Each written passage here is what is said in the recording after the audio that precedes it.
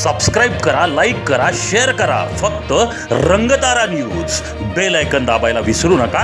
निर्भीड आणि निष्पक्ष रंगतारा न्यूज. सनई चौघड्याचा सूर, मंगलाष्टके, भंडारा व खोबऱ्याची मुक्त उधळण. येळकोट येळकोट जय मल्हार, सदानंदाचा येळकोट घे, असा भाविकांकडून होणारा गजर. अशा भक्तिमय वातावरणात श्री क्षेत्र पाल येथील तारळी नदीकाठी शुक्रवारी दुपारी 2 रोजी गोरज मुहूर्तावर लाखो भाविकांचे आराध्य दैवत असलेल्या श्री खंडेराया म्हाळसाचा विवाह बद्ध झाला. सर्वत्र बोचरी थंडी असतानाही या विवाहासाठी लाखो भाविकांनी उपस्थिती दाखवली होती. भंडारा व खोबऱ्याच्या खच पडलेल्या तारळी नदीचे वाळवंट अगदी पिवळे धमक झालेले होते. गेल्या 5 दिवसापासून ही श्री खंडोबा म्हाळसाच्या विवाह सोहळ्याची जय्यत तयारीही सुरू होती.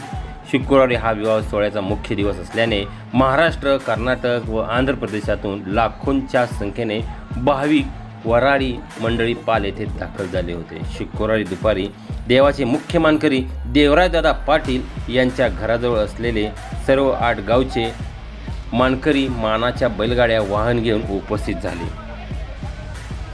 त्यानंतर मानकरी देवराजदादा पाटील हे ग्रामप्रदक्षिणा घालत दुपारी खंडोबा मंदिरात आले. मानकऱ्यांमधील काहींनी बैलगाड्यांसह ट्रॅक्टरचा वापरही केला होता. मानाच्या शासनकाट्या, कोल्हापूर येथील चौपदराचा घोडा, त्यापाठोपाठ मुख्य मानकरी देवराजदादा पाटील यांचे मंदिरात आगमन झाले. त्यावेळी देवराज पाटील यांच्या हस्ते देवीची विविधतेने पूजा करण्यात आली. त्यानंतर मानाच्या गाड्यात देवास बसून ढोल ताशा आदी वाद्यांच्या गजरात अंधार दरवाजापर्यंत देवाची मिरवणूक काढण्यात आली. अंधार दरवाजाजवळ मिरवणूक आल्यानंतर देवराजदादा पाटील हे पोटात बांधलेल्या श्री खंडोबा व म्हाळसा या देवतांचे मुखोटे घेऊन शाही रथावरती दुपारी 3:45 विराजमान झाले. त्यानंतर मुख्य मिरवणूकच प्रारंभ झाला. यावेळी येळकोट येळकोट जय मल्हार, सदानंदाचा येळकोट घेचा गजर भाविकांकडून सुरू झाला. या मिरवणुकीत शासनकाट्या, मानाचे गाडे, फुलांची सजवलेल्या छत्र्या सहभागी झाल्या होत्या. देवालयातून निघालेल्या मिरवणुकीतून तारळी नदीपात्रात वाळवंटातून नदीच्या पश्चिमेकडे तीरावर पोहोचली. त्यावेळी भाविकांनी पुन्हा एकदा भंडारा खोबऱ्याची उधळण करण्यास सुरुवात केली. मानकरी देवाचे मुखवट्यांना बरोबर घेऊन शाही रथातून विवाह समारंभासाठी वराडी मंडळी समवेत सायंकाळच्या सुमारास विवाह मंडपात पोहोचले. त्या मानकरी त्यांनी देवास पोहल्यावर चढवल्यानंतर पारंपरिक पद्धतीने लाखो भाविकांच्या साक्षीने गोरज मुहूर्तावर श्री खंडोबा व म्हाळसाचा विवाह थाटात संपन्न केला.